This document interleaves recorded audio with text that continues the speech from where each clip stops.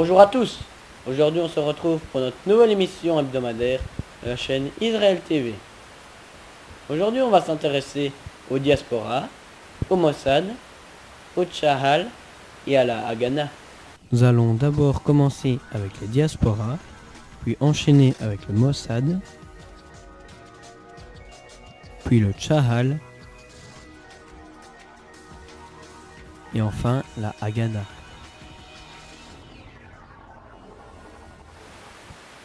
Voici le premier titre de notre émission, les diasporas.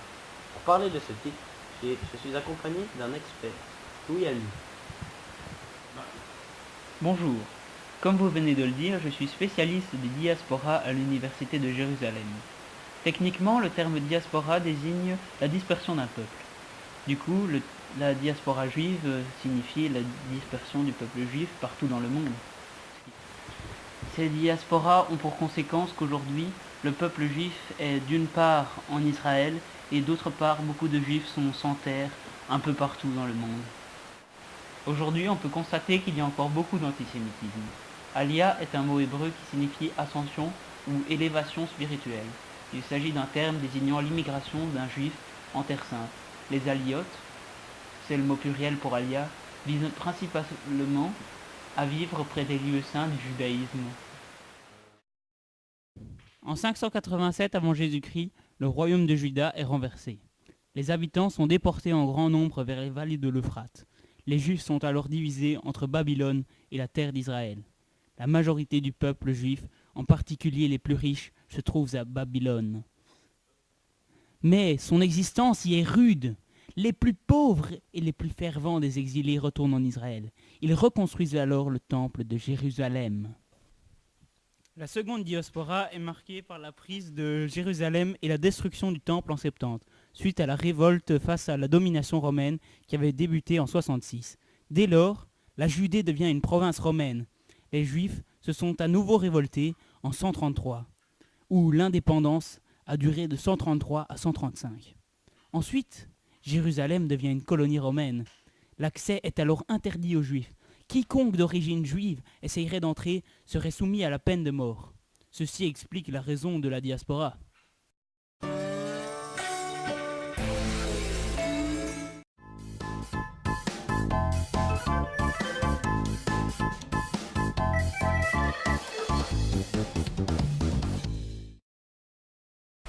Bonjour, il est 14h et c'est l'heure de la météo des Juifs. Pour les habitants juifs d'Israël, c'est-à-dire 5 400 000 adeptes, il fera très beau, avec des températures qui varient de 25 à 30 degrés. Aux États-Unis, il fera ensoleillé. Les 5 200 000 juifs pourront en profiter. Pour les 500 000 croyants en France, il fera très très beau. Non, je rigole, il fera brumeux et frais comme d'habitude. En Russie, pour les 359 000 adeptes, il y aura de la neige, jusqu'à 1 mètre, et du verglas. Attention sur les routes.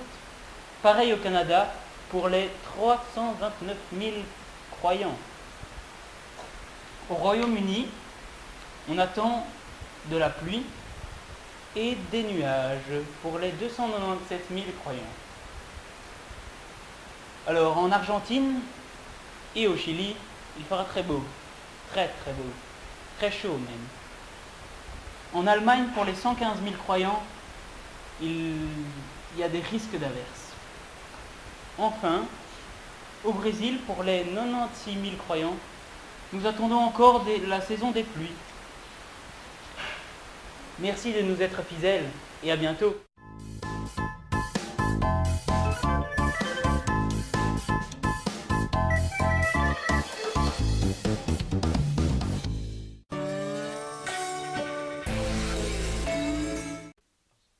On peut remarquer que moins de la moitié des Juifs habitent en terre d'Israël, seulement 40%. Au total, la population juive compte environ 13 millions d'adeptes. Pour parler de notre deuxième titre, le Mossad, je suis accompagné d'un autre expert, Aurélien Cochineau. Bonjour. Comme vous venez de le dire, je suis expert dans le Mossad. Tout d'abord, il faut savoir qu'il existe 3 services de renseignement en Israël. Le Shabak, qui est le service de renseignement interne, l'Aman, qui est le service de renseignement et de sécurité militaire, et le Mossad dont nous allons parler. Le Mossad est l'Institut pour les renseignements et les affaires spéciales, dont le nom complet est Hamossad el-Modihin Hul Tafkidim Meyhadim.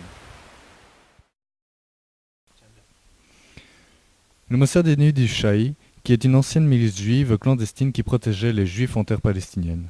En juillet 1949, Reuven Shiloah propose la création d'un service de renseignement et de sécurité. Et le 13 décembre 1949, Ben Gourion autorise la création de ce service. Le Mossad est alors créé.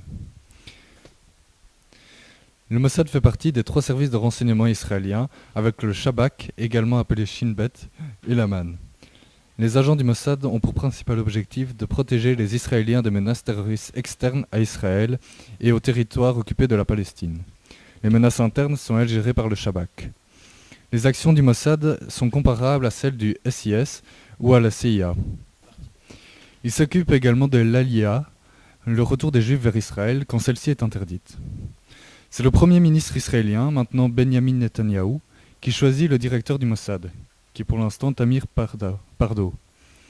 Ils sont les seuls à pouvoir communiquer ensemble au sein du gouvernement, à quelques exceptions rares où ils décident de transmettre certaines informations au ministre de la Défense. Le Mossad est composé de 8 secteurs: les renseignements, qui est la division la plus importante, la recherche et l'étude, la guerre psychologique, les technologies et techniques, la planification, coordination et relations internationales, la division des opérations spéciales, et la formation et l'administration. Voici 2 exemples d'opérations réussites par le Mossad. En 1960, ils enlèvent le criminel nazi Adolf Eichmann après plusieurs années de traque dirigées par Rafi Eitan. En 1970, le Mossad assassina plusieurs membres du groupe terroriste Septembre Noir, responsable du massacre de 11 athlètes israéliens aux Jeux Olympiques de Munich en 1972. Il y eut également plusieurs échecs, comme lors d'une opération appelée Colère de Dieu en 1974, où le Mossad assassine par erreur Ahmed Bouchiki, un serveur marocain présentant une ressemblance avec Ali Hassan, cerveau du massacre de 1972. Le gouvernement israélien nia les faits. Cependant, en 1976, il versa à la famille de Bouchiki des dommages et intérêts. Maintenant, nous allons parler du Tchahal. Le Tchahal est l'armée de l'État d'Israël. Il est créé le 31 mai 1948. Cette armée n'est pas ridicule face aux autres armées du monde.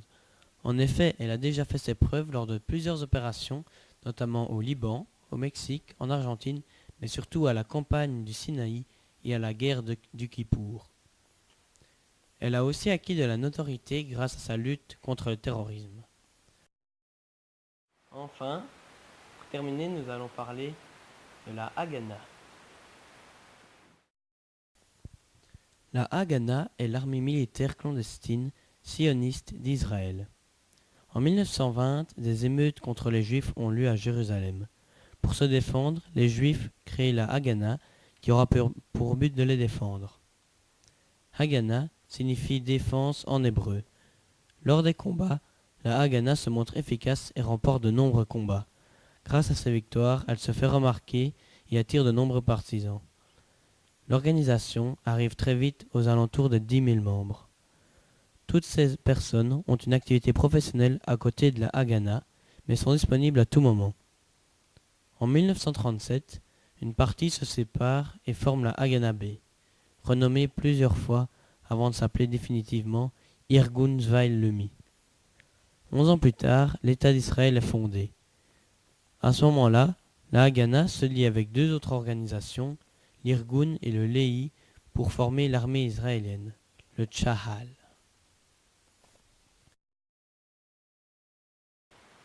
Ceci clôture notre émission. À la semaine prochaine.